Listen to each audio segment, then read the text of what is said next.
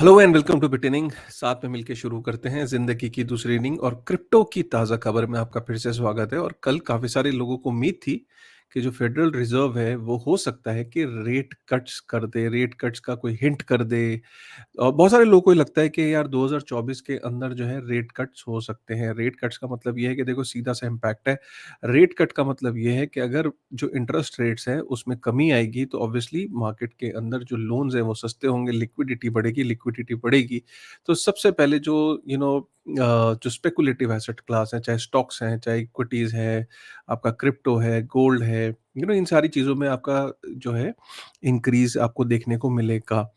तो interest rates क्योंकि इतने सालों से बने हुए हैं और जो फेडरल रिजर्व का ये कहना है कि अभी भी उनको ऐसा लगता है कि इन्फ्लेशन का जो वादा था कि इन्फ्लेशन रेट को 2% के अंदर लेके आना है, वो 2% का अभी वो और देखना चाहते हैं थोड़ा सा कि ये 2% के अंदर अंदर आएगा कि नहीं, क्योंकि अभी भी उनको थोड़े बहुत डाउट है जिसको वो देखना चाहते हैं। तो इसका मतलब अभी फेडरल रिजर्व ने प्रोबेबली ये सिग्नल तो दे दिया है कि रेट्स को बढ़ा नहीं रहे, रेट को कम भी नहीं किया, एटलीस्ट बढ़ाने से अब वो स्टेबल पे आ गए हैं। और मुझे लगता है जो अगला एक्शन होगा और 2024 में ही होना चाहिए। रेट कट किसी न किसी पॉइंट पे जाके ये डेफिनेटली होगा ही होगा, क्योंकि अमेरिका अगर रेट्स को बहुत लंबे समय तक अगर ऐसे ही हाई रखता है तो अमेरिका में डेफिनेटली बहुत सारे एक्सपर्ट्स का यही मानना है कि अमेरिका रिसेशन के अंदर एकदम चला जाएगा और जो अनएम्प्लॉयमेंट है उसके अनएम्प्लॉयमेंट का रेट भी बढ़ेगा। क्योंकि अनएम्प्लॉयमेंट का रेट अभी बहुत ज़्यादा बढ़ा नहीं है और अमेरिका को ये लगता है कि अभी भी वो थोड़ा-सा टाइम और ले सकते हैं इन्फ्लेशन को और 2% की रेंज में ला सकते हैं, जो कि फेडरल रिज़र्व का ये कहना है कि कहीं न कहीं ये अमेरिकन्स के साथ जो बाइडेन का एक प्रॉमिस था या फेडरल रिज़र्व का एक यकीन था और लोगों को यकीन है सिस्टम के ऊपर और फेडरल रिज़र्व के ऊपर कि फेडरल रिज़र्व ने बोला था कि हम इन्फ्लेशन को वापस 2% की रेंज में लेके आएँगे, तो हम वो करके दिखाएँगे। होता है, नहीं होता, ये तो देखने वाली बात है, लेकिन ऐसा ज़रूर मेरा मानना है कि 2024 के अंदर किसी पॉइंट पे जाके कभी ना कभी फेडरल रिज़र्व रेट कट करेगा। मुझे ऐसा भी लगता है कि ये कोइंसिडेंस है कि एक ही साल के अंदर सोचिए कि बिटकॉइन का स्पॉट ईटीएफ, उसके बाद हार्वनिंग और उसके बाद रेट कट्स 2024 में। इसीलिए बहुत सारे एक्सपर्ट्स का मानना है कि जो बिटकॉइन की प्राइस को जो बहुत ज़्यादा बुलिश होके जो प्रेडिक्ट कर रहे हैं, उनकी जो प्रेडिक्शन के अंदर हमने देखा कि 2024 के एंड में ऑलमोस्ट चाहे स्टैंडर्ड चार्टर्ड बैंक हो, चाहे बहुत सारे, चाहे आर्क इन्वेस्ट हो, बड़े-बड़े इन्फ्लुएंसर्स हों, बड़े-बड़े एक्सपर्ट्स हों, उन सबका मानना है कि बिटकॉइन अपना ऑल टाइम हाई जो है वो बनाएगा 2024 के अंदर। सो 2024 की अभी शुरुआत है, जनवरी निकल गया है, 11 महीने बचे हैं, आगे क्या होता है ये देखने वाली बात है, ठीक है? और मैं स्क्रीन को शेयर करके आपको एक बारी बताता हूँ। और जो दूसरी खबर ये है, मैं ये इनफैक्ट आपको यहाँ दिखाना चाह रहा था, इन्फ्लेशन का रेट आप देख सकते हो कि किस तरीके से ग्राफ ये 3% पे आया, अभी 3.2, 3.7, इस टाइम 3.4 के आसपास का जो रेट है, इसको ये 2% की रेंज में लाना चाहते हैं, ये फेडरल रिज़र्व जो है। रिपल का खबर ये आई कल के, रिपल के जो पहले ये आया कि रिपल कुछ ब्लॉकचेन हैक हो गई और समथिंग लाइक दैट। बट बाद में वो गलत रिपोर्टिंग थी, गलत हेडलाइंस थी। बाद में पता लगा कि जो रिपल के को-फाउंडर हैं, जो क्रिस लार्सन, उनका पर्सनल वॉलेट्स हैक हुए हैं, जिसमें $112 मिलियन यूएस डॉलर का जो एक्सआरपी था, वो निकल गया।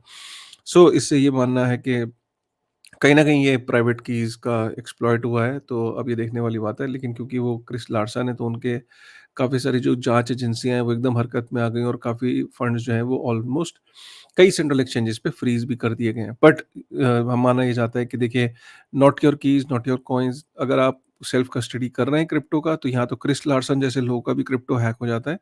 तो आपको बहुत सतर्कता से, अगर आपने सेल्फ कस्टडी करने का मन बना लिया है, तो then you need to be very careful because you are only responsible for your money. FTX का आपको पता लगा? एफटीएक्स का आई डोंट नो आपने खबर सुनी नहीं सुनी? एफटीएक्स ने जितने भी यूज़र्स हैं अपने, उन सबको उनका क्रिप्टो वापस करने की ठान ली है। अब वो क्रिप्टो में वापस करेगा या यूएसडी में वापस करेगा, ये भी डिसाइडेड नहीं है। लेकिन ये 100% कन्फर्म है कि एफटीएक्स के पास करीब 6-7 बिलियन यूएस डॉलर उन्होंने इकट्ठे कर लिए हैं। अब इसमें सैम बैंकमैन-फ्रिड ने नहीं किए हैं, जो एक एक एजेंसी बिठाई हुई है ना, जिस एजेंसी का काम ये है कि एफटीएक्स के लिक्विडेशन प्रोसेस को पूरा करे। तो आप ये मत समझना कि एसबीएफ जो है वो रिहा हो रहा है जेल से और उसके ऊपर से सारे चीज़ें कानून सब उसके वो उसको क्लीन चिट मिल गई नहीं, उसके ऊपर केस अपना अलग चल रहा है और क्योंकि कंपनी का लिक्विडेशन की एजेंसी जो एजेंसी है वो कोई और देख रही है तो उन्होंने ये मन बनाया कि जो यूज़र्स थे एफटीएक्स के उनको सबको पैसा वापस मिलेगा। लेकिन प्रॉब्लम ये है कि उनको कौन से रेंज में मिलेगा? उनको मिलेगा जब बिटकॉइन जो था वो नवंबर 2022 में $18,000 का था। तो इस रेट पे पैसे वापिस किए जाएँगे। तो सपोज़ करो अगर किसी का 1 बिटकॉइन है था एफटीएक्स पे और आज अगर उसको मिल रहा है, तो उसको $18,000 मिलेंगे, ना कि उसको $42,000 जो कि आज का रेट है, ठीक है? तो मेरा मानना तो ये है कि यार बहुत सारे लोगों ने तो उम्मीद खो ही दी थी, अगर पैसा वापस मिल रहा है तो I think they should be happy, चाहे कुछ भी मिल रहा है। कहते हैं ना भागते चोर की लंगोटी सही, तो प्रोबब्ली ये वही सिनेरियो है, ठीक है? यहाँ टेदर की बात करते हैं। टेदर एक स्टेबल कॉइन कंपनी है यूएस के अंदर। इम्पोर्टेंट बात ये है, मैं जो आपको फैक्ट दिखाना चाहता हूँ वो ये है कि टेदर ने लास्ट क्वार्टर में मतलब अक्टूबर, नवंबर, दिसंबर में उसने 1.885 बिलियन यूएस डॉलर का प्रॉफिट कमाया just by holding gold and bitcoin. तो उसके रिजर्व्स के अंदर जो टेदर है उसके पास करीब उसने लास्ट क्वार्टर में 2.85 बिलियन यूएस डॉलर का प्रॉफिट बनाया जिसमें से 1.85 बिलियन यूएस डॉलर सिर्फ गोल्ड और बिटकॉइन को जो होल्ड करके रखा हुआ था और जो उसका प्राइस बढ़ गया तो उससे उसको ये प्रॉफिट हुआ। पूरे 2023 में ये आप यहाँ पे पूरा बैलेंस शीट देख सकते हो। ये बिटकॉइन मैगज़ीन ने इसको ट्वीट किया है और ये आप देख सकते हो कि 2023 के अंदर 6 6.2 बिलियन यूएस डॉलर का टेदर को प्रॉफिट हुआ है। मैं यहाँ पे एक इम्पोर्टेंट बात ये करना चाहता हूँ, ये अच्छा एक वो है। देखिए, आप ये देख सकते हो कितना बढ़िया धंधा है स्टेबल कॉइन का और ये दिन-प्रतिदिन बड़ी-बड़ी कंपनीज़ को रियलाइज़ हो रहा है और हर देश के अंदर एक वहाँ की जो सबसे बड़ी एंटिटी है, वो एक ना एक दिन स्टेबल कॉइन लॉन्च करेगी। इससे अच्छा धंधा नहीं हो सकता। धंधा आखिर है क्या? भई आपको स्टेबल कॉइन खरीदना है, आप टेदर के पास अपने पैसे जमा कराते हो यूएस डॉलर, बदले में वो उतना आपको स्टेबल कॉइन देता है। अब वो जो उसको जो आपने स्टेबल कॉइन दिया, वो स्टेबल कॉइन वो जिस जो आपने उसको यूएस डॉलर दिया, उसने बदले में आपको स्टेबल कॉइन दिया, उस यूएस डॉलर को वो उसको मेंटेन करके चलना है, तो वो उसको आगे इन्वेस्ट कर देता है। इन्वेस्ट कहाँ करता है? बॉन्ड्स में, गवर्नमेंट्स के जो बॉन्ड्स होते हैं या गोल्ड है या बिटकॉइन है, उसको वो कैश रिज़र्व मेंटेन करना है। अगर मार्केट के अंदर 100 स्टेबल कॉइन है, तो उसको 100 स्टेबल कॉइन वर्थ ऑफ $100 उसको जो है पीछे बैलेंस में मेंटेन करना है, बस इतना ही काम करना है। अब जो उस वो जो पैसे को इन्वेस्ट करता है और जब उसको रिटर्न आता है, वो रिटर्न पब्लिक में डिस्ट्रीब्यूट नहीं होता। वो रिटर्न वो खुद रख लेते हैं। इससे सिंपल प्योर धंधा नहीं हो सकता। तो इसीलिए स्टेबल कॉइन के अंदर पेपल, ब्लैक रॉक और फिडेलिटी भी आपको 2024 में कहीं न कहीं अनाउंसमेंट करते हुए मिलेंगे कि फ्यूचर में ब्लैक रॉक और फिडेलिटी जैसी कंपनीज़ भी स्टेबल कॉइन्स करेंगी, 100% करेंगी। और दुनिया के अंदर बड़े-बड़े देशों के अंदर जो बड़े-बड़े उद्योगपति हैं, हो सकता है कि वो स्टेबल कॉइन में अपना इंटरेस्ट दिखाएँ, जब वो देख रहे हैं कि टेदर और यूएसडीसी जैसी कंपनियाँ इतना बड़ा प्रॉफिट कमा रही हैं 1 साल के अंदर। ये मेरा मानना है। आपका क्या मानना है? एक बारी कमेंट करके ज़रूर बताइएगा। और यहाँ पे एक डीफाई एक्सचेंज बन रही है बिटकॉइन के ऊपर।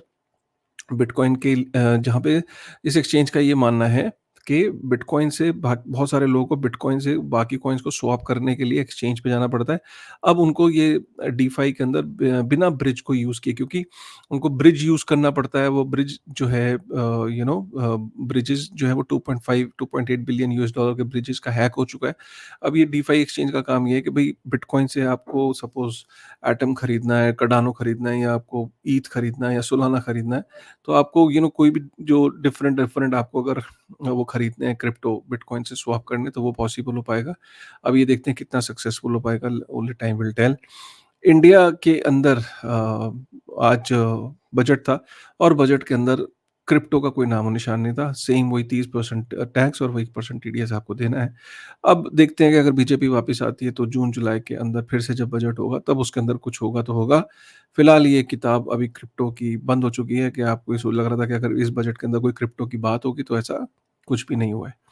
अर्जेंटीना के अंदर अब बजट से बात चल रही है, टैक्स की बात चल रही है, तो अर्जेंटीना के अंदर उल्टा जो वहाँ का प्रेज़िडेंट है जावियर मिलेई हावियर मिलेई सॉरी, वो उन्होंने क्रिप्टो टैक्स का प्लान ड्रॉप कर दिया है कि उन्होंने बोला है कि अभी क्रिप्टो पे टैक्स लगाने की ज़रूरत नहीं है। अर्जेंटीना कह रहा है टैक्स लगाने की ज़रूरत नहीं है और इंडिया जहाँ 30% टैक्स है और 1% टीडीएस है और अभी उसको कम करने की कोई मंशा नहीं दिख रही है सरकार की। और जाते-जाते ईटीएफ की न्यूज़ के बगैर न्यूज़ पूरी नहीं होती यार, मतलब ईटीएफ अब इंटीग्रल पार्ट है, ये तो भई उसको तो डिस्कस करना ही पड़ता है और ये करना भी चाहिए क्योंकि आप अगर इसको देखो 4 कंसेक्यूटिव दिन हो गए हैं जब नेट इनफ्लो है मिलियन यूएस डॉलर में। आप देखो ना पहले 4 कंसेक्यूटिव डेज़ थे जब आउटफ्लो हुआ था, अब 31 जनवरी को भी 200 मिलियन यूएस डॉलर का ऑलमोस्ट इनफ्लो हुआ है। तो ये इम्पोर्टेंट बात है। अब इनफ्लो बढ़ रहा है और अब पहले आउटफ्लो था और अब इनफ्लो है। ठीक है ना? तो ये थी क्रिप्टो की ताज़ा खबर। उम्मीद करता हूँ कि आपको ये पसंद आया होगा। 10 मिनट के अंदर हमने क्रिप्टो की ताज़ा खबर को पूरा किया। कैसा लग रहा है आपको ये प्रोग्राम? हिम्मत बढ़ाते रहिए, मोटिवेट करते रहिए, बताते रहिए कि हाँ, ये ठीक-ठाक लग रहा है प्रोग्राम, ठीक है? क्योंकि डेली बेसिस पे जो सबसे इम्पोर्टेंट खबरें हैं, उसका जो एक क्विक समरी आपको मिल जाती है। मुझे भी मिल जाती है, क्योंकि मैं जब आपके लिए बनाता हूँ, तो मैं भी तो स्टडी करता हूँ ना। तो इसलिए आप एक बारी कमेंट करके फीडबैक ज़रूर दीजिएगा। With this thought, thank you very much.